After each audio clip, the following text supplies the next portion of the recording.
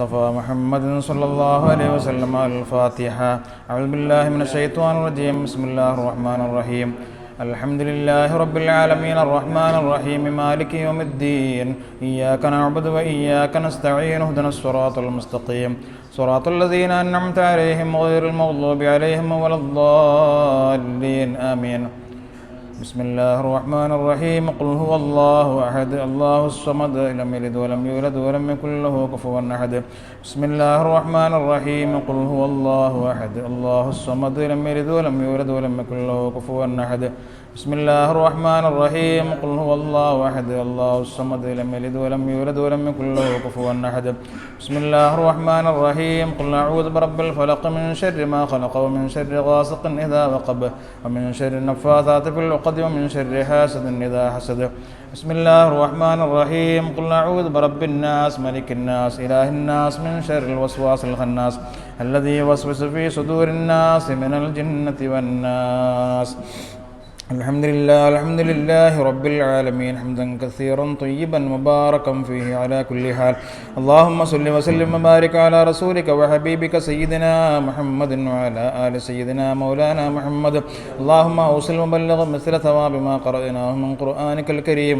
هذه هدية واصلة ورحمة نازلة وبركة شاملة منا إلى حضرة روح نبينا وشفيعنا وحبيبنا مصطفى محمد صلى الله عليه وسلم، إلى أرواح جميع الأنبياء والأولياء والعلماء والشهداء والزهداء والصديقين والصالحين، إلى أرواح أصحاب البدريين والوحديين وسائر الشهداء والصالحين.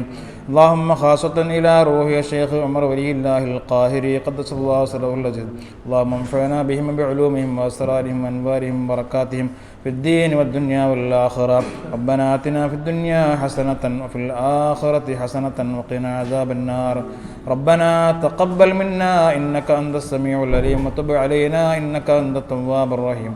آمين برحمتك يا أرحم الراحمين. وصلى الله تعالى وسلم على خلق سيدنا محمد وعلى آله وصحبه أجمعين. سبحان ربك رب العالمين. السلام عليكم ورحمة الله وبركاته. أعوذ بالله من الشيطان الرجيم. بسم الله الرحمن الرحيم. الحمد لله رب العالمين والصلاة والسلام على أشرف المخلوقين سيدنا ونبينا مصطفى محمد صلى الله عليه وسلم وعلى آله وصحبه أجمعين. أما بعد. رب اشرح لي صدري ويسر لي أمري واحلل عقدة من لساني يفقهوا قولي. പ്രവാചക പ്രകീർത്തന കാവ്യമായ അല്ലഫൽ അലിഫ് എന്ന ഖസീദയുടെ അർത്ഥവും വ്യാഖ്യാനവും വിവരിക്കുന്ന ക്ലാസ്സിൻ്റെ 12ാമത്തെ ഭാഗത്തിലാണ് നാം ഇരിക്കുന്നത്. അല്ലാഹു സുബ്ഹാനഹു വ തആല അള്ളാഹിൻ്റെ ഹബീബിൻ്റെ പേരിൽ നാം ഈ ഒരുമിച്ച് കൂടുന്ന ഈ ഇരുത്തം അവൻ ഏറ്റവും ഇഷ്ടപ്പെട്ട ഒരു ഇബാദത്താക്കി നമ്മൾ സ്വീകരിക്കട്ടെ. ഇതിൻ്റെയൊക്കെ ബറക്കത്ത് കൊണ്ട് നമ്മുടെ എല്ലാ പാപങ്ങളും അള്ളാഹു പുറത്തു തരട്ടെ. നമ്മിലും നമ്മുടെ കുടുംബത്തിലുമുള്ള എല്ലാ രോഗികൾക്കും അള്ളാഹു പൂർണ്ണ ശമനം നൽകട്ടെ. ആമീൻ ബിറഹ്മതിക യാ അർഹമർ റഹീമീൻ. അവസാനം നമ്മൾ പഠിച്ചത് സ്വാദിൽ തുടങ്ങുന്ന ബൈത്താണ്. അതിൻ്റെ അല്പഭാഗം മാത്രമേ നമ്മൾ അന്ന് വിവരിച്ചിട്ടുള്ളൂ. അതുകൊണ്ട് തന്നെ ഈ ക്ലാസ്സിൽ ആ ബൈത്തും നമ്മൾ വിവരിക്കുന്നു. ബിസ്മില്ലാഹിർ റഹ്മാനിർ റഹീം. سمعن الدنيا وضرتها ولا تفطر إذا سمت إلا حضرة الرحمن بالوصال صال. لا إله إلا الله لا إله إلا الله لا إله إلا الله محمد رسول الله. യഥാർത്ഥത്തിൽ അള്ളാഹിൻ്റെ റസൂൽ സ്വല്ലല്ലാഹു അലൈഹി വസല്ലം തങ്ങളുടെ മദ്ഹ് കാവ്യമായിട്ടാണ് അല്ലഫൽ അലിഫിനെ നമ്മൾ ആദ്യമായിട്ട് പരിചയപ്പെട്ടത്. പക്ഷേ ഇപ്പോൾ നമ്മളത് പഠിച്ചിങ്ങനെ വരുമ്പോൾ അതൊരു അള്ളാഹിൻ്റെ ഔലിയാക്കളുടെ ഒരു ത്വരീഖ് പോലെ നമ്മൾക്കിങ്ങനെ അനുഭവപ്പെടുകയാണ്. അള്ളാഹുവിനെ മാത്രം ഉദ്ദേശിച്ച് യാത്ര ചെയ്യുന്ന ഒരു മുരീദിന് കൊടുക്കുന്ന ഉപദേശങ്ങളായിട്ടാണ് നമ്മളിപ്പോൾ കണ്ടുവരുന്നത്. അപ്പോൾ അത് നമുക്കെന്ത് മനസ്സിലാക്കാം? അള്ളാഹിൻ്റെ റസൂലിൻ്റെ യഥാർത്ഥ മുഹിബ്ബാണോ നീ? നിൻ്റെ ജീവിതം ഇതുപോലെ ആയിരിക്കണം. എല്ലാം കാട്ടിക്കൂട്ടുക, എന്നിട്ട് അള്ളാഹിൻ്റെ റസൂലിന് മുഹിബ്ബാണ് എന്ന് അവകാശപ്പെടുക, എല്ലാ തട്ടിപ്പിലും വെട്ടിപ്പിലും നമ്മൾ മുമ്പിലുണ്ടായിരിക്കുക, അതോടുകൂടെ അള്ളാഹുവിൻ്റെ റസൂലിൻ്റെ മുഹിബ്ബാണ് ഞാൻ എന്ന് അവകാശപ്പെടുക എന്നുള്ളത് എന്തല്ല, ശരിയല്ല. ജീവിതവും എന്തായിരിക്കണം, അള്ളാഹുവിൻ്റെ റസൂലിൻ്റെ മുഹിബ്ബീങ്ങൾ ആശിക്കീങ്ങൾ ജീവിച്ചതുപോലെ നാം ജീവിക്കാൻ ശ്രമിക്കണം എന്നാണ് ഇതിലൊക്കെ നമ്മൾക്ക് ഒരു പാഠമുള്ളത്. നമ്മളതിനർത്ഥം അല്പം വിവരിച്ചു. സും അനി ദുനിയ, ദുന്യാവിനെ തൊട്ട് നീ എന്താക്കണം, നോമ്പ് നോൽക്കണം. വദറത്തിഹ, ദുന്യാവിൻ്റെ ലറത്തിനെ തൊട്ടും. ലറത്ത് എന്ന് പറഞ്ഞാൽ സാധാരണ ഉപയോഗിക്കുന്നത് ഒരാളുടെ രണ്ടാം ഭാര്യക്കാണ് ലറത്ത് എന്ന് ഉപയോഗിക്കൽ. ആദ്യം ഒരു കല്യാണം കഴിച്ചതിൽ ഭാര്യയുണ്ട്, അത് രണ്ടാമതൊരു കല്യാണം കഴിക്കുന്ന ആ പെണ്ണിന് എന്ത് പറയും, ലറത്ത് എന്ന് പറയും. അപ്പോൾ എന്തുകൊണ്ട് ഈ ലറത്ത് എന്ന് പറഞ്ഞു? ലറത്ത് എന്ന് പറയാൻ കാരണം ലറത്തുൽ മർഅത്തി ഇംറഅത്തു സൗജിഹ എന്നാണ് ഈ കിതാബിൻ്റെ വ്യാഖ്യാനത്തിൽ. ലറത്തുൽ മർഅത്തി, ഒരു പെണ്ണിൻ്റെ ലറത്ത് എന്ന് പറഞ്ഞാൽ ഇംറഅത്തു സൗജിഹ, അവളുടെ ഭർത്താവിൻ്റെ മറ്റേ ഭാര്യക്കാണെന്ന് പറയുന്നത് ലറത്ത് എന്ന് പറയുന്നു. എന്തുകൊണ്ട് ലറത്ത് എന്നുള്ള അറബി വാക്കതിന് ഉപയോഗിച്ചു? സാധാരണ നമ്മൾ ലറർ എന്ന് പറഞ്ഞാൽ ബുദ്ധിമുട്ട്, ക്ലേശം, പ്രശ്നം എന്നൊക്കെ അർത്ഥമാണ്. എന്തുകൊണ്ട്? ലിമാ ബൈനഹുമ, ഈ രണ്ട് ഭാര്യമാരുടെ ഇടയിൽ ഉണ്ടാകും മിൻ ലററിൽ മുആശറത്തി, പരസ്പരം ഇണങ്ങിച്ചേരാനുള്ള ഒരു ബുദ്ധിമുട്ടുണ്ടാകും. കാരണം ഇവൾ വിചാരിക്കും അവളെയാണ് എന്താക്കുന്നത് എൻ്റെ ഭർത്താവ് അധികം സ്നേഹിക്കുന്നത്, അവൾ വിചാരിക്കും ഇവളെയാണ് സ്നേഹിക്കുന്നത്. അങ്ങനെ പരസ്പരം എന്താണ് എപ്പോഴും ഒരു ക്ലാഷ് ഉണ്ടാവുന്ന, അടിപിടി ഉണ്ടാവുന്ന ഒരു കേസാണെന്ത്, ഒരു ഭർത്താവിൻ്റെ രണ്ട് ഭാര്യമാർ എന്നുള്ളത്. അവർ തമ്മിൽ ഒരുമിച്ച് കൂടാൻ പ്രയാസമായിരിക്കും അധികവും എന്നാണ്. അപ്പോൾ ദുന്യാവിൻ്റെ ലറത്തായിട്ട് ആഖിറത്തിനെ പറയുമ്പോൾ അതിലൊരു ഹിക്മത്തുണ്ട്. മഹാന്മാരൊക്കെ അങ്ങനെ പണ്ടേ ഉപയോഗിക്കാറുണ്ട്. ബഹുമാനപ്പെട്ട ബുസൈരി ഇമാം പിന്നെ തൻ്റെ ബുർദയിൽ പറഞ്ഞത് നമ്മൾ പഠിച്ചിട്ടുണ്ട്. ബുർദയിൽ വദറത്തിഹ എന്ന് പറഞ്ഞത്, യാ അക്രമ എന്നുള്ള ആ ഭാഗത്ത് വദറത്തിഹ ഇന്ന മിൻ ജൂദിക ദുനിയാ വദറത്തിഹ വമിൻ ഉലൂമിക ഇൽമൽ ലൗഹി വൽ ഖലമി എന്ന് പറയുന്നുണ്ട്. തങ്ങളുടെ ജൂതിൽപ്പെട്ടതാണ് ദുന്യാവും അതിൻ്റെ ലറത്തും. ആഖിറത്തെക്കുറിച്ച് ലറത്ത് എന്ന് പറഞ്ഞു. അവിടെ നമ്മൾ വിവരിച്ച് എന്തുകൊണ്ട് ലറത്ത് എന്ന് ഉപയോഗിച്ചു. കാരണം ഒരാൾ ആഖിറത്തിനെ തൃപ്തിപ്പെടുത്താൻ വേണ്ടി ഒരുങ്ങിയാൽ ദുനിയാവ് അവനെ വെറുക്കും. ഒരാൾ ദുനിയാവിനെ തൃപ്തിപ്പെടുത്തണമെന്ന് വിചാരിച്ച് ദുനിയാവുമായിട്ട് ഇങ്ങനെ കെട്ടിപ്പിണഞ്ഞ് ജീവിച്ചാൽ ആഖിറം അവനെ വെറുക്കും. രണ്ടും ഒന്നിച്ച് ഉണ്ടാവൽ വളരെ കുറവാണ്. ദുനിയാവും വേണം ആഖിറവും വേണം എന്ന് പറഞ്ഞാൽ നടക്കുന്ന കാര്യമില്ല. അത് വളരെ അപൂർവമായിട്ട് ചില ആളുകൾക്ക് അത് സാധിക്കും. അതുകൊണ്ട് ദുനിയാവിൻ്റെ ലറത്താണ് ആഖിറം. നമ്മൾ സാന്ദർഭിക എന്താക്കുക പഠിച്ചു നോക്കുക, എവിടെയും ദുനിയാവിൻ്റെ കൂടെ ലറത്തെന്ന് ഉപയോഗിച്ചാൽ അത് ആഖിറമായിരിക്കും എന്നാണ്. ആ പേര് വെക്കാനുള്ള കാരണം രണ്ടിനെയും തൃപ്തിപ്പെടുത്തി മുന്നോട്ട് പോകാൻ സാധ്യത വളരെ കുറവാണ്. ഏതായാലും ദുന്യാവിനെ തൊട്ടും അതിൻ്റെ ലറത്തായ ആഖിറത്തിനെ തൊട്ടും നീ നോമ്പ് നോൽക്കണം. നോമ്പ് നോൽക്കുക എന്ന് ഉദ്ദേശിക്കുന്നത് രണ്ടിനെക്കുറിച്ചുള്ള ചിന്തകളും നീ വെടിയണം. അപ്പോൾ നമ്മുടെ സംശയം വരും അല്ലേ, ആഖിറത്തിനെ കുറിച്ച് ചിന്തിക്കണ്ടേ? ദുന്യാവൊക്കെ അള്ളാഹിൻ്റെ മാർഗത്തിൽ പ്രവേശിക്കുന്ന ഒരു മുരീദിന് എന്ത് വേണം? ദുന്യാവിനെക്കുറിച്ചുള്ള ചിന്തകളൊക്കെ കുറയണം. അവൻ്റെ മെയിൻ ഉദ്ദേശം അള്ളാഹുവായിരിക്കണം. ആഖിറത്തിനെ തൊട്ടുമുള്ള നോമ്പ് നോൽക്കണം എന്ന് പറയുമ്പോൾ നോമ്പ് ഉദ്ദേശിക്കുന്നത് നമ്മൾ എന്ന് പറഞ്ഞു അല്ലേ, നമ്മുടെ ഒരു നോമ്പുകാരൻ അവൻ്റെ മുമ്പിലുള്ള ഭക്ഷണപാനീയങ്ങൾ, അതേപോലെ തന്നെ മ്യൂസിക്കുള്ള പാട്ട് കേൾക്കൽ, ഗീബത്ത് നമീമത്ത് പറയൽ, ദുന്യാവിൻ്റെ അലങ്കാരങ്ങൾ, അതിനെ തൊട്ടൊക്കെ വിട്ടു നിൽക്കും ഒരു നോമ്പുകാരൻ. എന്തുകൊണ്ട്? അവൻ്റെ നോമ്പുകാരനാണ് എന്നുള്ളൊരു ബോധം അവനക്കുണ്ട്. അതുപോലെ ഞാൻ അള്ളാഹുവിലേക്ക് സഞ്ചരിക്കുന്ന ഒരു മുരീദാണ്, അള്ളാഹിനെ ലക്ഷ്യം വെച്ച് അള്ളാഹിൻ്റെ ഹുബ്ബ് കരസ്ഥമാക്കണം എന്ന് ലക്ഷ്യം വെച്ച് നീങ്ങുന്ന ഒരു മുരീദാണ്. അപ്പോൾ ആ ഒരു ബോധം അവൻ്റെ മനസ്സിലുണ്ടാകുമ്പോൾ ദുന്യാവിൻ്റെ ആഡംബരങ്ങളും അലങ്കാരങ്ങളുമൊക്കെ അവനെന്താക്കും? വിട്ടു നിൽക്കും. അതാണ് നോമ്പ് നോൽക്കുക എന്ന് ആ ഒരു സാഹിത്യ ഭാഷ ഉപയോഗിച്ചത്. ഒരു നോമ്പുകാരൻ വിട്ടു നിൽക്കുന്നത് പോലെ ദുന്യാവിൻ്റെ അലങ്കാരങ്ങളിൽ നിന്നും അതിൻ്റെ ചിന്തകളും അതിൻ്റെ ശുഗലുകളും അതൊക്കെ ആയിട്ട് ഇങ്ങനെ നീ എന്താക്കാൻ പാടില്ല, സമയം കളയരുത്. അതുമൊക്കെ പക്ഷെ ആഖിറത്തിനെ തൊട്ടും നീ എന്താക്കണം? നോമ്പ് നോൽക്കണം എന്ന് പറയും. അത് മഹാന്മാർ വിവരിക്കുന്നുണ്ട്. അങ്ങനെ ഒരു സംശയം വരും മഹാനവറുകളുടെ ഈ ബൈത്തിൽ. എന്ന് പറഞ്ഞാൽ ആഖിറം എന്നുള്ള, അതായത് സ്വർഗം നരകം പോലത്തെ എനിക്ക് സ്വർഗം ലഭിക്കണം, നരകത്തിൽ നിന്നും രക്ഷപ്പെടണം. അതായിരിക്കരുത് ഒരു മുരീദിൻ്റെ അന്ത്യാഭിലാഷം. ആത്യന്തിക ഉദ്ദേശം അതാവരുത്. കാരണം സ്വർഗം നരകം എന്ന് പറഞ്ഞാൽ അള്ളാഹിൻ്റെ സൃഷ്ടികളാണ് അല്ലേ. നമ്മളെപ്പോലെ തന്നെ അള്ളാഹ് സൃഷ്ടിച്ച ഒരു സൃഷ്ടി ആണെന്ത് സ്വർഗം. ആ സ്വർഗത്തിന് വേണ്ടിയല്ലല്ലോ നമ്മൾ ഇബാദത്ത് എടുക്കേണ്ടത്, പിന്നെ അള്ളാഹ്ക്ക് വേണ്ടിയായിരിക്കണം. അള്ളാഹ് എന്നുള്ള ആ റബ്ബുൽ ആലമീനായ റഹ്മാനായ റബ്ബിൻ്റെ തൃപ്തി എനിക്ക് കരസ്ഥമാക്കണം. അതിനു വേണ്ടി ഞാൻ എന്താക്കുന്നു? 5 വക്ത് നിസ്കരിക്കുന്നു, സുന്നത്ത് നോമ്പ് നോൽക്കുന്നു, റമദാൻ മാസം നോമ്പ് നോൽക്കുന്നു, എൻ്റെ പണം ചെലവഴിക്കുന്നു നല്ല രീതി. അതൊക്കെ എന്തിനു വേണ്ടി? എൻ്റെ പ്രഥമ ലക്ഷ്യം എന്തല്ല? ആഖിറം, പിന്നെ സ്വർഗം നേടലോ അല്ലെങ്കിൽ നരകത്തിൽ നിന്ന് രക്ഷപ്പെടലോ അല്ല. എന്തുകൊണ്ട്? ഇനിയിപ്പോൾ അള്ളാഹു സ്വർഗമേ സൃഷ്ടിച്ചിട്ടില്ല എന്ന് വിചാരിച്ചോ, നരകമേ അള്ളാഹു സൃഷ്ടിച്ചിട്ടില്ല എന്ന് വിചാരിച്ചോ, എന്നാൽ നമ്മൾ നിസ്കരിക്കണ്ടേ? നിസ്കരിക്കണം, നോമ്പ് നോക്കണം, സുന്നത്ത് നിസ്കരിക്കണം, തഹജ്ജുദ് നിസ്കരിക്കണം, തസ്ബീഹ് നിസ്കരിക്കണം, ഒക്കെ ചെയ്യണം. എന്തിനു വേണ്ടി?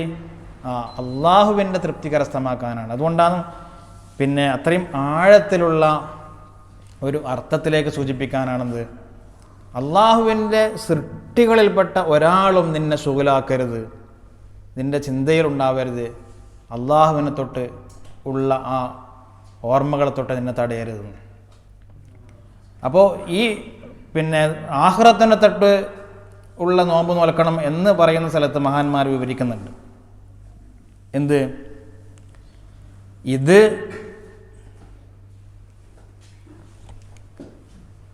സാഹിദീങ്ങളുടെ, സാഹിദ് എന്ന് പറഞ്ഞാൽ ദുനിയാവിനെ ത്യജിച്ചുകൊണ്ട് അത്യാവശ്യം അല്ലേ ഭക്ഷണം കഴിക്കാനും കുടുംബം പോറ്റാനുമുള്ള ആ അത്യാവശ്യം മാത്രം പിന്നെ സമ്പാദിക്കുകയും എന്നിട്ട് പൂർണ്ണമായിട്ട് അള്ളാഹുവിൽ ഇബാദത്തിൽ ലയിച്ച് ജീവിക്കുന്ന ഔലിയാക്കൾ. അങ്ങനെ സാഹിദീങ്ങളുടെ മഖാമാത്തിൽ, അവരുടെ ദർജകളിൽ ഏറ്റവും അയലയായ ദർജയാണെന്ത്? ആഖിറത്തിനെ തൊട്ട് പോലും അവൻ മറക്കുന്നതാണ്.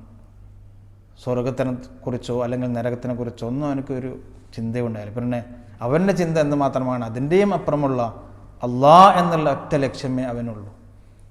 അള്ളാഹ് എന്നെ തൃപ്തിപ്പെട്ടു, എന്നെ ഇഷ്ടപ്പെട്ടു, എന്നിട്ട് എന്നെ നരകത്തിൽ കടത്തുകയാണെങ്കിലോ അതും എനിക്കിഷ്ടമാണ്. കാരണം എന്ത്? അള്ളാഹ് ഇഷ്ടപ്പെട്ട് ചെയ്യുന്നതാണല്ലോ. അത്രയും ചിന്തിച്ച വലിയ വലിയ ഔലിയാക്കൾ, അവരുടെ ദറജയിലേക്കാണ്, അയലാ ദറജയിൽ നിൽക്കുന്ന സാഹിദീങ്ങളുടെ ഔലിയാക്കളുടെ ഒരു രൂപമാണ് ഇവിടെ പറഞ്ഞത്. അപ്പോൾ അതിൻ്റെ അർത്ഥം എന്താ? മീഡിയം ഉണ്ടാവും അല്ലേ, തൊട്ട് താഴെയുള്ള പല മക്കാമാത്തുകളുണ്ടാവും. അത് മഹാന്മാർ വിവരിക്കുന്നുണ്ട്. ഇങ്ങനെ ദുനിയാവിനെ തൊട്ട് അടുപ്പം കുറഞ്ഞ് സാഹിദായിട്ട് ജീവിക്കുന്ന പിന്നെ ഈ ജീവിതം 3 തരമുണ്ട്. ഒന്ന് അവാം, സുഹുദുൽ അവാമി, സാധാരണക്കാരായ നമ്മുടെ പോലത്തെ ആൾക്കാർക്കുള്ള, നമ്മളും സാഹിദാവണം. നമ്മൾ മുമ്പൊക്കെ പറഞ്ഞ പോലെ അതൊക്കെ വലിയ വലിയ ആൾക്കാർക്കാണെന്ന് വിചാരിച്ചാൽ നമ്മളിങ്ങനെ കിടന്നുറങ്ങലല്ല. നമ്മളും അതിൻ്റെ ഏതെങ്കിലും ഒരു മർത്തബയിലെങ്കിലും ഉണ്ടാവണം. ഓരോ വിശേഷണങ്ങൾ, ഔലിയാക്കൾക്കുള്ള ഓരോ വിശേഷണങ്ങളുടെ ഏതെങ്കിലും ഒരു മർത്തബയിൽ ഞാനും ഉണ്ടാവണം എന്നുള്ളൊരു ചിന്ത വേണം. അപ്പോൾ സാഹിദീങ്ങൾ പലതരത്തിലും, ഒന്ന് അവാമുന്നാസിൻ്റെ കൂട്ടത്തിലും സാഹിദീങ്ങളുണ്ടാവും. അവരുടെ മക്കാം എന്താണ്? തർക്കുൽ ഹറാമി, അള്ളാഹ് ഇഷ്ടപ്പെടാത്ത എല്ലാം ഒഴിവാക്കുക. പെട്ടെന്നൊരു വീട് കെട്ടണം അല്ലെങ്കിൽ ഒരു കച്ചവടം തുടങ്ങാൻ വേണ്ടി അവസരം കിട്ടിയിട്ടുണ്ട്, ലോണ് കിട്ടും, അത് ഹറാമാണെങ്കിൽ അവനത് ഒഴിവാക്കാണ്. അതിന് വേണ്ട, ഇപ്പോൾ ഉള്ളത് തന്നെ മതി, ആ ചെറിയ ശമ്പളത്തിനുള്ള ജോലി തന്നെ മതി, വലിയത് നേടണം. കാരണം ഹറാമാണ്, ഹറാമ കൊണ്ടുണ്ടാക്കുന്നതൊക്കെ ഹറാമായിരിക്കും.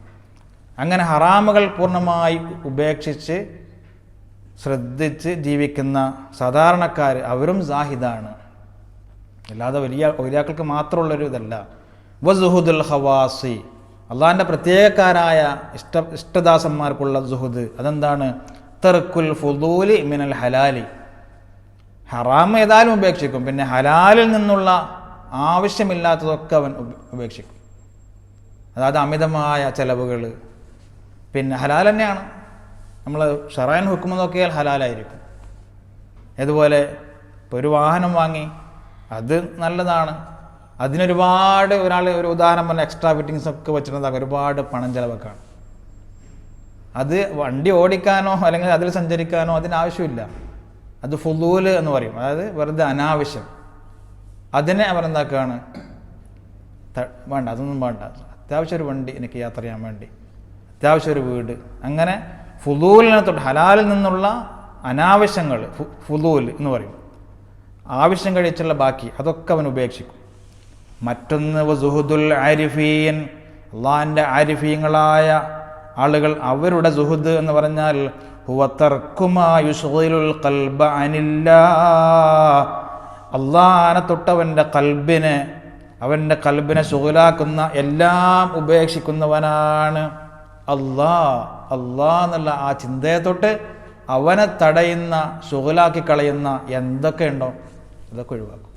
അതാണ് ചില ഔലിയാക്കൾ സ്വന്തം ഭാര്യയെ പോലെന്നാക്കി തൊലാഖ് ചൊല്ലിയിട്ട്, മോളെ നീ പോയിക്കോ, നിന്നെ സുഖിപ്പിക്കാനോ ഒന്നും നിന്നെ സാധിക്കില്ല, നിനക്കൊരു നല്ലൊരു ജീവിതം വേണമെങ്കിൽ നീ എന്തായിക്കോ, പിന്നെ ഞാൻ നല്ല രീതിയിൽ തൊലാഖ് ചൊല്ലി ഒഴിവാക്കുകയാണ് മറ്റൊരു ഭർത്താവിന് പിന്നെ കല്യാണം കഴിച്ച് നീ എന്താ ജീവിച്ചോ. കാരണം ഈ ഭാര്യയും മക്കളൊക്കെ എന്താവും, എൻ്റെ കൽബിനെ അള്ളാഹ് എന്നുള്ള ചിന്തയെ തൊട്ട് ശുഗലാക്കി കളയുന്നതാണ്. അങ്ങനെയുള്ള ആളുകളുണ്ടായിരുന്നു. അങ്ങനത്തെ ചില ആളുകളാണ് എന്തായാലും കാടുകളിലും മലമുകളിലൊക്കെ പോയിട്ട് അങ്ങനെ ജീവിച്ച് മരിച്ചു പോയത്. ഔലിയാക്കളുള്ള പല മക്കാമുകളും നോക്കിയാൽ, മസാറുകളും നോക്കിയാൽ എവിടെയായിരിക്കും? ഉയർന്ന സ്ഥലങ്ങളിലായിരിക്കും. എരുമാട്, അങ്ങനെ പല സ്ഥലങ്ങളിൽ നോക്കിയാൽ ഇപ്പോഴാണ് അവിടെ താമസമൊക്കെ വന്നത്. പണ്ടെന്തായിരിക്കും അല്ലേ, ഒരുപാട് കാടുകളൊക്കെ താണ്ടി മലമുകളിൽ ഇങ്ങനെ അവരുടെ മസാറുകൾ, അവിടെ വഫാത്തായി. അപ്പോൾ ജീവിച്ചതും വഫാത്തായതൊക്കെ അവർ ഒഴിഞ്ഞ സ്ഥലങ്ങളിലായിരുന്നു. എന്തുകൊണ്ട്? ആളുകളും ടൗണുകളൊക്കെ ആകുമ്പോൾ അള്ളാഹിനെ തൊട്ട് മറപ്പിച്ച് കളയുന്നു. അങ്ങനെയും സാഹിത്യങ്ങളുണ്ട്. അപ്പം ഇങ്ങനൊരു വാക്ക്, ആഖിറത്തിനെ തൊട്ടും നീ എന്താക്കണം, നോമ്പ് നോക്കണം, വെടിഞ്ഞു നിൽക്കണം എന്ന് പറഞ്ഞാൽ ഇബാദത്ത് എടുക്കണ്ടെന്നല്ല, പിന്നെ അത് ആഖിറം നരകത്തിൽ ഞാൻ കിടക്കുമോ, സ്വർഗ്ഗം എനിക്ക് കിട്ടിയില്ലേ എന്നുള്ള ആ ചിന്ത ഒന്നുമല്ല, അള്ളാഹ് എന്നെ തൃപ്തിപ്പെടുമോ ഇല്ലേ എന്നുള്ള ഒറ്റൊരു ചിന്തയായിരുന്നു. ആ ഒരു റൂട്ടിലൂടെ പോയവരായിരുന്നു. അതിനിടയിൽ അതൊക്കെ അള്ളാഹ് തൃപ്തിപ്പെട്ടവനെ സ്വർഗ്ഗം കൊടുക്കുമല്ലോ, അള്ളാഹിനെ തൃപ്തി വേണം.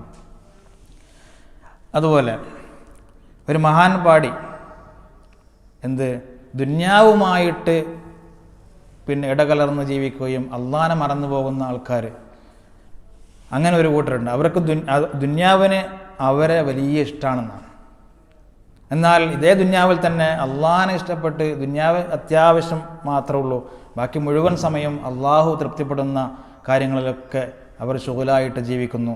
അങ്ങനത്തെ ആളുകൾ, അവരെ ദുന്യാവിന് വെറുപ്പാണ്, ദുന്യാവിന് ഇഷ്ടം.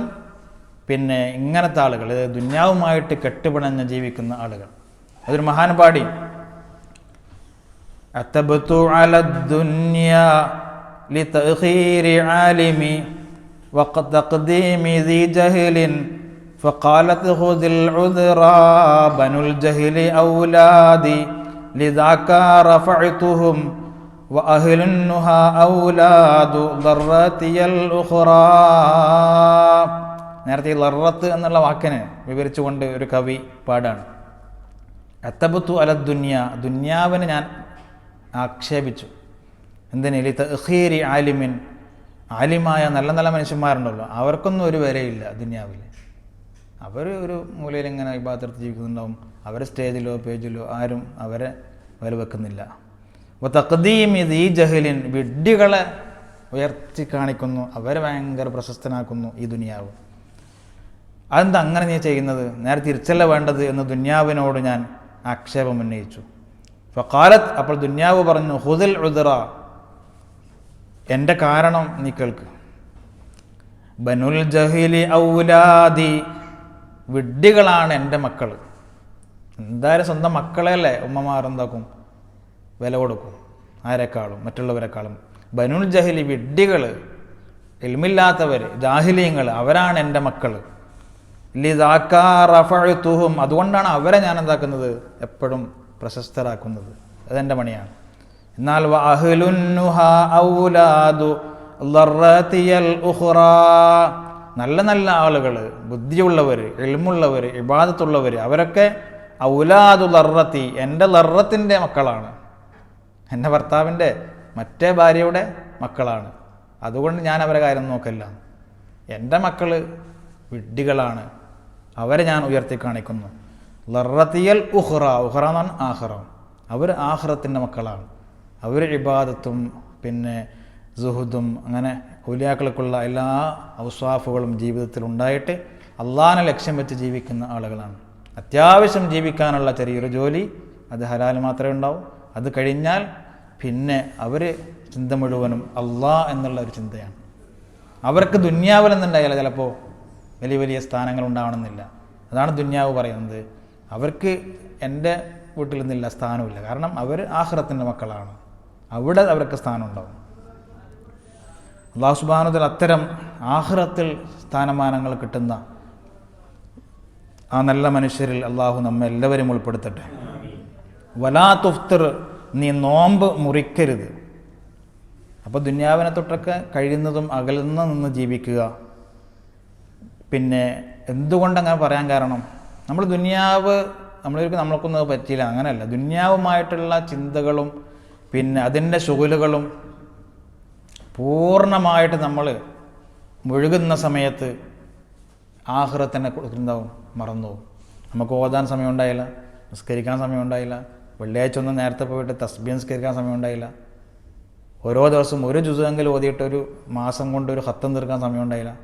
അതൊക്കെ നമ്മൾ ചെയ്തവരായിരിക്കും മുമ്പ്. ഇപ്പോൾ നമ്മുടെ ജോലിയൊക്കെ ഉഷാറായി, കമ്പനിക്ക് ഒരുപാട് ബ്രാഞ്ചായി, എനിക്കൊരുപാട് പണി അധികമായി. അങ്ങനെ നമ്മൾ ഉഷാറാകും തോറും, ദുന്യാവ് ഉഷാറാകും തോറും ഏത് വീക്കായി പോകാണ്? ആഖിറം. അത് നമ്മൾ ഓരോരുത്തരും ചിന്തിക്കുക. നമ്മൾ ഔലിയാക്കളെ കുറിച്ചൊക്കെ ചിന്ത വിട്. നമ്മളുടെ ജീവിതം എങ്ങനെ ആയിരുന്നു ആദ്യം?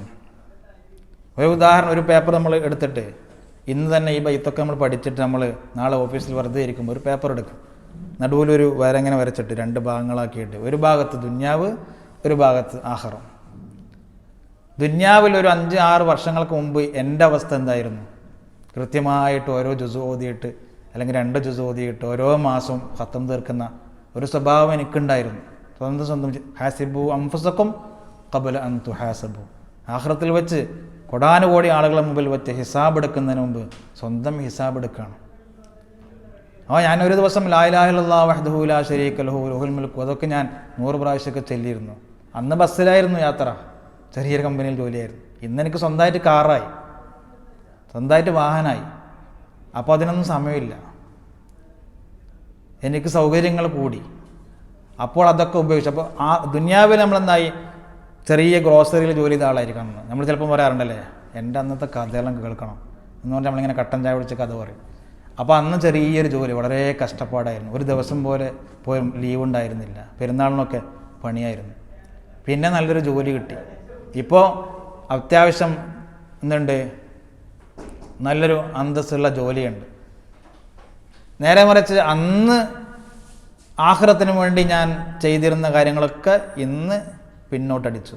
ദുന്യാവാണെങ്കിലോ നമ്മളിങ്ങനെ ഡെവലപ്പായി ഇങ്ങനെ പോവാണ്. നല്ല ജോലി കിട്ടി. ഇപ്പോൾ അന്ന് ബാച്ചലറായിട്ട് 10 ആളൊക്കെ ഒന്നിച്ച് ജീവിച്ചിരുന്ന എനിക്കിപ്പോൾ ഒന്ന് ഫാമിലിയായി, നല്ല റൂമായി, വാഹനമുണ്ട്, അത്യാവശ്യം ശമ്പളമുണ്ട്, ചില പിന്നെ കച്ചവട സ്ഥാപനങ്ങളിൽ എനിക്ക് ഷെയറുണ്ട്. അപ്പോൾ ദുന്യാവ് എനിക്കിങ്ങനെ നമ്മൾ എഴുതി വെക്കുമ്പോൾ ദുന്യാവിൽ പുരോഗമനത്തിലേക്ക് ഇങ്ങനെ പോവാണ്. എന്നാൽ അന്ന് ആഖിറത്തിൻ്റെ എൻ്റെ അവസ്ഥകൾ വളരെ ഉഷാറായിരുന്നു അല്ലേ.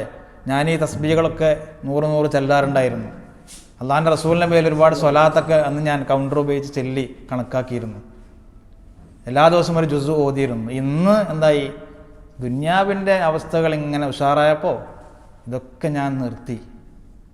ഒരു ഖത്തം തീർക്കണമെങ്കിൽ കഴിഞ്ഞ റമളാനിൽ 2-3 ഖത്തം തീർത്ത നമ്മളൊക്കെ ഇന്ന് അതിന് ശേഷം എത്ര ഖത്തം തീർക്കാൻ കഴിഞ്ഞുവെന്ന് നമ്മൾ ചിന്തിക്കണം. ഇനിയും റമളാൻ വരാൻ പോവാണല്ലേ. അതാണ് നമ്മൾ ദുന്യാവിൻ്റെ ശുഗലിൽപ്പെട്ടപ്പോൾ ആഖിറത്തിനെ കുറിച്ചുണ്ടാക്കി ഇങ്ങനെ മറന്നുവാണ്. അതുകൊണ്ടാണ് മഹാന്മാരായ ആളുകൾ, അള്ളാഹിൻ്റെ തൃപ്തി കാംക്ഷിച്ചുകൊണ്ട് ഇറങ്ങി പുറപ്പെടുന്ന ആളുകൾ, അവർ ദുന്യാവ് ഇതൊരു ചതിയുടെ പിന്നെ ഒരു ഗേഹമാണ് എന്ന് ചിന്തിച്ചുകൊണ്ട് ഇതിൽ കൂടുതൽ ഞാൻ അങ്ങോട്ട് ഇറങ്ങിച്ചെന്നാൽ ആഖിറം നഷ്ടപ്പെടും. ഇന്നലില്ലാഹി ഇബാദൻ ഫൂതനാ തൊല്ലഖുദ്ദുന്യ വഖാഫുൽ ഫിതനാ.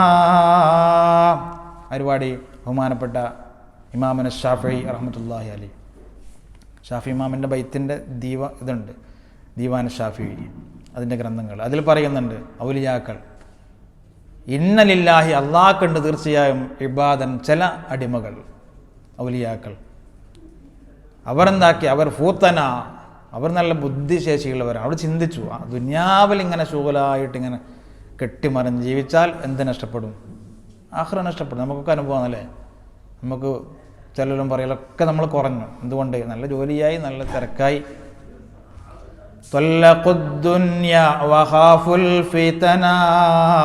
അവർ ദുനിയാവിനെ ത്വലാഖ് ചൊല്ലി. ഒരു ഭാര്യയെ ത്വലാഖ് ചൊല്ലിയാൽ പിന്നെ മണിയറയിൽ ആ ഭാര്യ ഉണ്ടാവോ? ഇല്ലല്ലോ. ആ ഭാര്യയായിട്ട് കിന്നാരം പറയാൻ, ആ ഭാര്യയായിട്ട് നമ്മൾ സുഖിക്കാനൊന്നും ഭാര്യ ഉണ്ടാവില്ല. കാരണം ദുനിയാവിനെ അവൻ ത്വലാഖ് ചൊല്ലി. അതാണ് ഇന്നലില്ലാഹി ഇബാദൻ ഫൂതന ത്വലഖുദ്ദുനിയ വഖാഫുൽ ഫിതന നളറൂ ഫീഹാ ഫലമ്മാ അലിമൂ അന്നഹാ ലൈസത് ലിഹയ്യിൻ വതന. റിയാദുസ് സ്വാലിഹിനൊക്കെ ഓതിയ ഉസ്താദുമാർക്ക് ഈ ബൈത്ത് പണ്ട് കേട്ട പഠിച്ച ഓർമ്മയുണ്ടോ? ഷാഫി ഇമാമിൻ്റെ ബൈത്താണ്. നളറൂ ഫീഹാ, ഈ ദുനിയാവിൻ്റെ അവസ്ഥകളിൽ അവരിങ്ങനെ ചിന്തിച്ചു. ദുനിയാവുമായിട്ട് കൂടുതൽ കെട്ടുപിണഞ്ഞാൽ ആഖിറം നഷ്ടപ്പെടും. അതുകൊണ്ട് നളറൂ ഫീഹാ, ദുനിയാവിൽ അവർ എന്താക്കി ചിന്തിച്ചു. ദുനിയാവിൻ്റെ അവസ്ഥകളിൽ നളറൂ ഫീഹാ ഫലമ്മാ അലിമു, അവർ മനസ്സിലാക്കിയപ്പോൾ അവർക്കെന്ത് മനസ്സിലായി? അന്നഹാ ലൈസത് ലിഹയ്യിൻ വതന, ഇത് ശാശ്വതമായിട്ട് കാലാകാലം ജീവിക്കാനുള്ള ഒരു വീടല്ല. അങ്ങനെ ജീവിക്കാനുള്ള ഒരു വീട് വരാൻ പോകുകയാണ് ആഖിറം. അതിനു വേണ്ടിയുള്ള മണിമാളികകളും സുഖസൗകര്യങ്ങളും ഞാൻ ഒരുക്കണം. നമ്മൾ നേരെ തിരിച്ചായല്ലേ. നമ്മൾ 10, 15, 20 വർഷം ഇവിടെ ജോലി ചെയ്തിട്ട് നമ്മൾ ഉണ്ടാക്കുകയാണ് വലിയൊരു വീടൊക്കെ. അവസാനം അവിടെ നിന്നൊക്കെ ക്യാൻസലായി പോയിട്ട് 5, 6 വർഷം കഴിയുമ്പോൾ നമ്മൾ മരിച്ച് ഖബറിലേക്ക് പോവാണ്. എന്നിട്ടോ ആ വീട്ടിൽ ജീവിക്കുന്നത് നമ്മുടെ മക്കളും നമ്മുടെ അനന്തരാവകാശികളും. അവർക്ക് വേണ്ടി നമ്മൾ ഉണ്ടാക്കി, നമുക്ക് വേണ്ടി നമ്മൾ ഉണ്ടാക്കാൻ നമുക്ക് സമയം ലഭിച്ചിട്ടില്ല. ഔലിയാക്കൾ നേരെ തിരിച്ച് ചിന്തിച്ചു. അന്നഹാ ലൈസത് ലിഹയ്യിൻ വതന, ഇത് ശാശ്വതമായി ജീവിക്കാനുള്ള വീടല്ല എന്നവർ മനസ്സിലാക്കി. ഇതൊക്കെ ഈ ബൈത്തിൻ്റെ ഈ വിശദീകരണത്തിൽ മഹാന്മാർ വിവരിക്കുന്നുണ്ട്. അങ്ങനെ നീ നോമ്പ് മുറിക്കരുത്. ഇതാ സുംത, അങ്ങനെ നീ നോമ്പ് നോൽക്കിയാൽ, നോമ്പ് കൊണ്ട് ഉദ്ദേശിച്ചത് എന്താണ് മനസ്സിലായല്ലോ അല്ലേ? മറ്റു നോമ്പല്ല. ഇല്ലാ ഹദ്റത്തർ റഹ്മാൻ, റഹ്മാനായ റബ്ബിൻ്റെ ഹദ്റത്തിൽ എത്തിയാലല്ലാതെ ആ നോമ്പ് നീ മുറിക്കരുത്. വല്ലാത്തൊരു വാക്കാണല്ലോ. അള്ളാഹിൻ്റെ ആ ഹദ്റത്തിലേക്ക്, ജന്നാത്തുൽ ഫിർദൗസിലേക്ക് നീ എത്തിയ ശേഷമേ എന്താക്കാൻ പാടുള്ളൂ? നീ നോമ്പ് മുറിക്കാൻ പാടുള്ളൂ. അതിൻ്റെ അർത്ഥം എപ്പോഴെങ്കിലും ഒരിക്കൽ ഇങ്ങനെ ഒരു അവസ്ഥ ഉണ്ടായാൽ പോരാ. ജീവിതകാലം മുഴുവൻ അവസാനം ആ ലാ ഇലാഹ ഇല്ലല്ലാഹ് ചൊല്ലി മരിക്കുന്ന ആ രംഗം വരെ ദുനിയാവിനെ തൊട്ട് നീ എന്താക്കണം? വിട്ടു നിൽക്കണം. അത്യാവശ്യമുള്ളത് മാത്രം മതി. എങ്ങനത്തെ റഹ്മാനായ റബ്ബാണ്?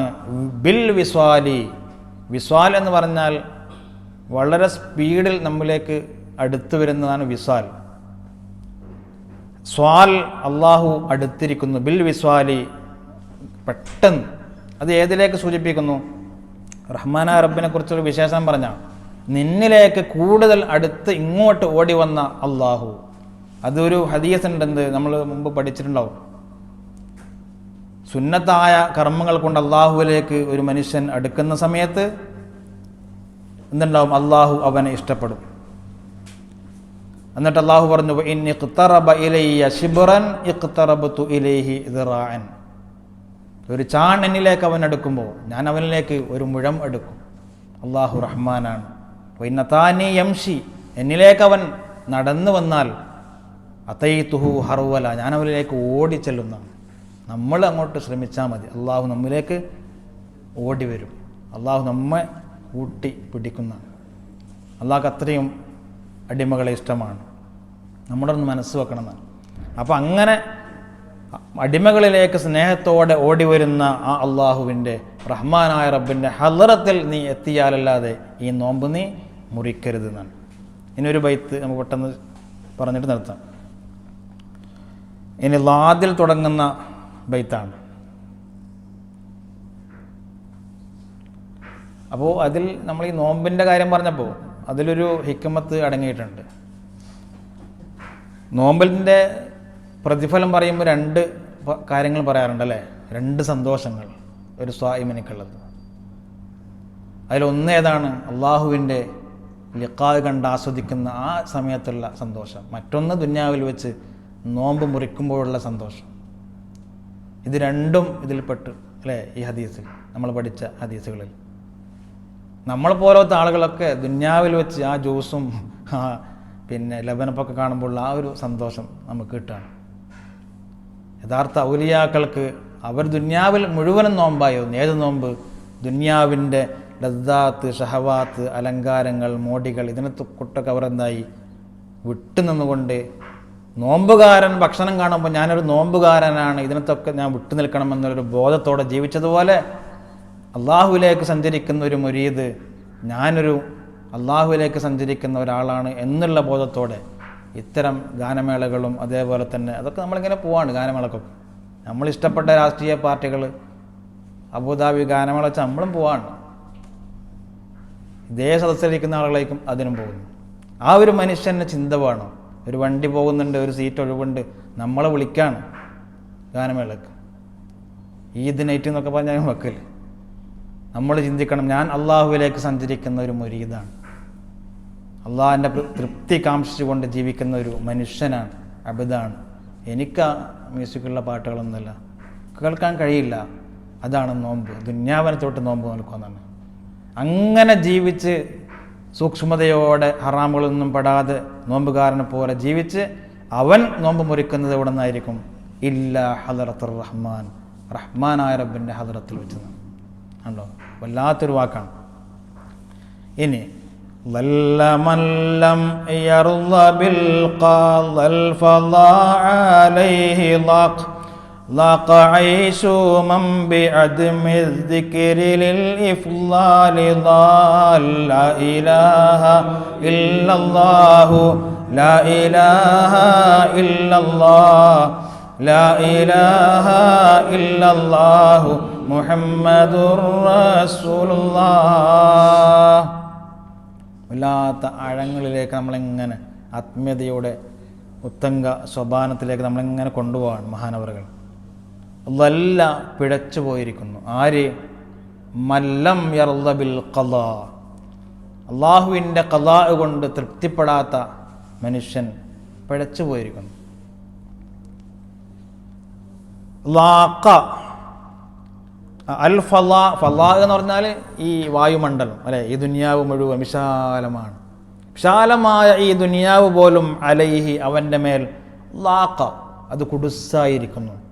ആർക്ക്? അള്ളാഹിൻ്റെ ഖലാകളിൽ തൃപ്തിപ്പെടാതെ, ഉസ്താദ് എൻ്റെ ജോലി പോയി, അല്ലെങ്കിൽ ശമ്പളം വളരെ കുറവാണ്, ഒന്നിനും ചെയ്യുന്നില്ല, അങ്ങനെ എല്ലാ കഷ്ടപ്പാടുകളും കണ്ടവരോടൊക്കെ പറഞ്ഞ് ഇങ്ങനെ അള്ളാഹിൻ്റെ ഖലായിൽ തൃപ്തിപ്പെടാതെ ജീവിക്കുന്ന മനുഷ്യന് ഇത്രയും വിശാലമായ ദുന്യാവ് മുഴുവനും എന്ത് തന്നെയാണ്? കുടുസാണെന്നാണ്. വളരെ സൈക്കോളജിക്കലായ പ്രസ്താവനകളാണ് മഹാൻ പറയുന്നത്. എന്ത് ബുദ്ധിമുട്ട് വരുമ്പോഴും ഒരു മുഅ്മിനായ മനുഷ്യൻ്റെ ചിന്തയിൽ ആദ്യം വേണ്ടത് ഇത് റബ്ബിൻ്റെ ഖളാ ആയിരിക്കും. ഓക്കെ, അള്ളാഹ് എന്നെ ഇഷ്ടപ്പെട്ടിട്ടുണ്ടാവാം, അള്ളാഹിൻ്റെ ഖളാ ഞാൻ ഇഷ്ടപ്പെടണം. അല്ലാഹുമ്മ ഇന്നി അസ്അലുക റിളാക വൽ ജന്ന, അള്ളാഹിൻ്റെ റിള വേണമെങ്കിൽ അള്ളാഹുവിൻ്റെ ഖളാവും നീ എന്താക്കണം? തൃപ്തിപ്പെടണം. അല്ലാതെ അള്ളാഹ് എന്തെങ്കിലും ചെറിയൊരു ഷോക്ക് തരുമ്പോൾ അതിങ്ങനെ കഷ്ടപ്പെട്ട് കരഞ്ഞ് ഇല്ല ആളുകളൊക്കെ ആവലാതി പറഞ്ഞ് അതിൽ തൃപ്തിപ്പെടാതെ ജീവിക്കുന്ന മനുഷ്യന് പിന്നെ അള്ളാഹിന് തൃപ്തി കിട്ടിയില്ലല്ലോ. അതുകൊണ്ടാണ് ലല്ല എന്ന് പറഞ്ഞാൽ പിഴച്ചു എന്നുകൊണ്ട് ഉദ്ദേശിക്കുന്നത് അള്ളാഹ് ഇഷ്ടപ്പെട്ട സ്വാലിഹ്യങ്ങളും ആബിദീങ്ങളും സഞ്ചരിക്കുന്ന ആ ജീവിത രീതിയിൽ നിന്നും അവരെന്താക്കി? പിഴച്ചുപോയി. അല്ലാതെ കാഫിറായി എന്നുള്ള അർത്ഥമല്ല എന്ന് പ്രത്യേകിച്ചും പറയുന്നുണ്ട്. അതാ ഐ ഖറജ അനി ത്വരീഖിൽ മുസ്തഖീമി ഇലാ മാ ലാ ഫീഹി ഖൈറുൻ വലാ സ്വലാഹു എന്നാണ്. സ്വലാഹോ ഖൈറോ ഒന്നുമില്ലാത്ത മറ്റൊരു വഴിയിലേക്ക് അവൻ പിഴച്ചു പോയിരിക്കുന്നതാണ്. ആര്? മല്ലം യർള ബിൽ ഖളായി, അള്ളാഹുവിൻ്റെ ഖളാ കൊണ്ട് തൃപ്തിപ്പെടാത്തവൻ. അള്ളാഹുവിനെക്കുറിച്ച് നമുക്ക് അള്ളാഹിനോട് വലിയ ഇഷ്ടമുണ്ടെങ്കിലേ എന്താവും? അള്ളാഹു എന്ത് നമുക്ക് വിധിച്ചാലും നമുക്കെന്തുണ്ടാവും? സന്തോഷം ഉണ്ടാവും. ഇത്തരത്തിൽ ആളുകൾ മാരകമായ ക്യാൻസർ പോലും ബാധിച്ചിട്ട് അവരെ നമ്മൾ സന്ദർശിക്കുമ്പോൾ അവരിങ്ങനെ ആ ക്യാൻസർ കൊണ്ട് മുറിച്ച് ഓപ്പറേഷനൊക്കെ ചെയ്ത് അതൊക്കെ ഇങ്ങനെ തുറന്നു കാണിച്ചിട്ട് അൽഹംദുലില്ലാ ഇതൊക്കെ അള്ളാഹിൻ്റെ ഖളാ ആണ് എന്ന് ചിരിച്ചുകൊണ്ട് പറയുന്ന എത്രയോ ചെറുപ്പക്കാരുണ്ട്. ആ വേദന കടിച്ചു തിന്നുമ്പോഴും അവർ പറയുകയാണെന്ന് അൽഹംദുലില്ലാഹ് ഇതൊക്കെ റബ്ബിൻ്റെ ഖളാ ആണ്. ഉണ്ടോ? അള്ളാഹിൻ്റെ ഖളായിൽ എന്തുണ്ടാവണം. നമുക്ക് ചെറിയൊരു തലവേദന വന്നാൽ നമ്മൾ എത്ര ആൾക്കാരോട് പറയും, നാളെ ഓഫീസിൽ പോയിട്ട് പറയും ഇന്നലെ ഒരു തലവേദന ഉണ്ടായി ഞാൻ ഉറങ്ങിയിട്ടേ ഇല്ല, അങ്ങനെ പറയല്ല. അങ്ങനെ നാട്ടിൽ വിളിച്ചിട്ടും പറയും, ഉമ്മാനോടും പറയും, ഉപ്പാനോടും പറയും, എല്ലാവരോടും പറയും. നമുക്കതൊന്നും സഹിക്കാൻ കഴിയുന്നില്ല. ഇനി നമുക്കിത് പെട്ടെന്ന് നിർത്താം, സമയം ഒരുപാടായി. അർത്ഥം മാത്രം പെട്ടെന്ന് പറയാം. അൽ ഫളാ അലൈഹി ലാഖ്, നമ്മൾ പറഞ്ഞു പ്രപഞ്ചം മുഴുവനും ഈ വായുമണ്ഡലം മുഴുവനും അവൻ്റെ മേൽ ലാഖ് വളരെ കുടുസായിരിക്കുന്നു. എന്തെങ്കിലും ചെറിയ പ്രശ്നങ്ങൾ വരുമ്പോൾ ആവലാതിയും പറയുന്ന ആളുകൾ. ലാഖ ഐശു മൻ ബിഅദ്മി ദിക്രി ലിൽ ഇഫ്ളാലി ളാൽ, മാത്രമല്ല ലാഖ അതും അതേപോലെ കുടുസായിരിക്കുന്നു. ഐശുമൻ ഒരാളുടെ ജീവിതം. എങ്ങനത്തെ ഒരാളാണ്? ബിഅദ്മി ദിക്രി ലിൽ ഇഫ്ളാലി ളാൽ, എല്ലാ നിഅമത്തുകളും നൽകിയ അള്ളാഹുവിൻ്റെ ആ നിഅമത്തുകളെ ഓർക്കാതെ മനുഷ്യൻ, അവൻ്റെ ജീവിതവും കുടുസായിരിക്കുന്നു. നമ്മൾ പരിശുദ്ധ ഖുർആൻ ഓതുമ്പോൾ പല ആയത്തുകളും കാണാം. ഉമയ്യഅശു അൻ ദിക്രിർ റഹ്മാനി എന്ന് പറഞ്ഞൊരു ആയത്തുണ്ട്. അവൻ്റെ ജീവിതം ലങ്കായിരിക്കും. അത് ഒരുപാട് കുടുസായിട്ട്, ഒരു വിശാലതയില്ലാത്തതുപോലെ. അള്ളാഹുവിൻ്റെ ഓർമ്മയെ തൊട്ട്, ദിക്റിനെ തൊട്ട്, അള്ളാഹു ചെയ്തു തരുന്ന നിഅമത്തുകളെ കുറിച്ചൊന്നും ചിന്തിക്കാതെ ജീവിക്കുന്ന ആളുകൾ. ചെറിയ എന്തെങ്കിലും പ്രശ്നം വരുമ്പോൾ നമ്മൾ ആകെ ഡൗണായി, ആകെ ഇതായി. നമ്മൾ ചിന്തിക്കണം, ഉമ്മാൻ്റെ ആ വയറ്റിൽ നമ്മൾ കിടക്കുന്ന സമയത്ത്, ആരും നമ്മെ നോക്കാനില്ലാത്ത സമയത്ത് നമുക്ക് വെള്ളവും ഭക്ഷണവും വായുവും നൽകി നമ്മളെ പോറ്റി വളർത്തിയ അള്ളാഹു ഇത്ര സുന്ദരനായിട്ട് നമ്മളെ സൃഷ്ടിച്ചു. ഒരുപാട് ആളുകളെ കണ്ണില്ലാതെ, കാലില്ലാതെ, കൈകളില്ലാതെ, സംസാരിക്കാനുള്ള ശേഷിയില്ലാതെ, വിരൂപമായ രീതിയിലൊക്കെ ഒരുപാട് ആളുകൾ അള്ളാഹു സൃഷ്ടിച്ചപ്പോൾ നമ്മളെല്ലാം നൽകി. നമ്മൾ ചോദിച്ചിട്ടോ അപേക്ഷ കൊടുത്തിട്ടോ ഒന്നുമല്ല. അതിന് മാത്രം നമ്മൾ അള്ളാഹിൻ്റെ ഇഷ്ടദാസനായതുകൊണ്ട് ഒന്നുമില്ല. അള്ളാഹുവിൻ്റെ ഇഫ്ളാലാണ്, അള്ളാഹുവിൻ്റെ ഫള് കൊണ്ട് നമുക്കെല്ലാം നൽകി സുന്ദരനായിട്ട് അള്ളാഹു നമ്മളെ സൃഷ്ടിച്ചു. ഇതൊക്കെ നമ്മൾ ചിന്തിക്കുമ്പോൾ ഈ ചെറിയൊരു വിഷമം ഇപ്പോൾ വന്നത് ഒന്നുമില്ല എന്ന് നമുക്ക് മനസ്സിലാവും. ഈ നിഅമത്തുകളൊക്കെ നൽകിയ അള്ളാഹു എന്തെങ്കിലും ഇതിലൊരു ഖൈർ എനിക്ക് വിധിച്ചിട്ടുണ്ടോ? പെട്ടെന്നൊരു ജോലി പോയി, എന്തെങ്കിലും ഒരു ഖൈറായി എന്നിങ്ങനെ ചിന്തിക്കുമ്പോൾ അവൻ്റെ മനസ്സ് വിശാലമാകാൻ കുടുസാകുന്നില്ല. അപ്പോൾ എപ്പോഴും അതും ദിക്റുള്ള ആളുകൾ, അള്ളാഹുവിനെ സ്മരിക്കാതെ അള്ളാഹുവിൻ്റെ നിഅമത്തുകളെക്കുറിച്ച് ഓർക്കാതെ ജീവിക്കുന്ന ആളുകൾക്ക് അവൻ്റെ ജീവിതവും എന്തു തന്നെയാണ്? ലാഖ ഐശുമൻ ബിഅദ്മി ദിക്രി ലിൽ ഇഫ്ളാൽ, അള്ളാഹുവിൻ്റെ ഈ ഫളുകൾ, ഔദാര്യങ്ങളെക്കുറിച്ച് ചിന്തിക്കാതെ, സ്മരിക്കാതെ, അതിൻ്റെ വില മനസ്സിലാക്കാതെ ജീവിക്കുന്ന ആളുകളുടെ ജീവിതവും കുടുസ് തന്നെയാണ്. ഏതായാലും ഇൻഷാ അല്ലാഹ് അതിന് കൂടുതൽ അതിൻ്റെ വിശദീകരണം നമുക്ക് വേണമെങ്കിൽ അടുത്ത ക്ലാസ്സിൽ നമുക്ക് വിവരിക്കാം. അല്ലാഹു സുബ്ഹാനഹു വ തആല ഇങ്ങനെ ഇതുപോലെ സ്വാലിഹീങ്ങൾ ജീവിച്ചതുപോലെ ജീവിക്കാനുള്ള തൗഫീഖ് അല്ലാഹു നമുക്ക് നൽകട്ടെ. അർഹമർ റഹീമായ അല്ലാഹ് ഒരുപാട് ഇൽമുകൾ മഹാനവറുകൾ ഈ രചിച്ച ബൈത്തുകൾ നമുക്ക് ലഭിക്കുന്നു. അതൊക്കെ നമുക്ക് നീ നാഫിആക്കി നൽകണേ അല്ലാഹ്. അർഹമർ റഹീമായ അല്ലാഹ് നീ ഇഷ്ടപ്പെട്ട ഇഷ്ടദാസന്മാർ ജീവിച്ചതുപോലെ നിൻ്റെ തൃപ്തി മാത്രം കാംക്ഷിച്ചുകൊണ്ട് ജീവിക്കാനുള്ള തൗഫീഖ് നൽകണേ അല്ലാഹ്. അർഹമർ റഹീമായ അല്ലാഹ് ഞങ്ങൾ ചെയ്യുന്ന ഇബാദത്തുകളാണെങ്കിലും സൽക്കർമ്മങ്ങളാണെങ്കിലും ദിക്ർ സ്വലാത്തുകളാണെങ്കിലും മജ്ലിസിൽ പങ്കെടുക്കുകയാണെങ്കിലും അതിൻ്റെ ഒക്കെ ഉദ്ദേശം നിൻ്റെ തൃപ്തി മാത്രമായിട്ട് മാറാനുള്ള ഒരു തൗഫീഖ് നൽകണേ അല്ലാഹ്. അത്തരമൊരു ലക്ഷ്യം ഞങ്ങളുടെ ഖൽബിൽ നീ നൽകണേ അല്ലാഹ്. അർഹമർ റഹീമായ അല്ലാഹ് ദുന്യാവുമായിട്ട് കെട്ടിപ്പിണഞ്ഞ് ആഖിറം നഷ്ടപ്പെടുന്ന ഒരു ദുരവസ്ഥ ഞങ്ങൾക്ക് ആർക്കും നീ വരുത്തല്ല അല്ലാഹ്.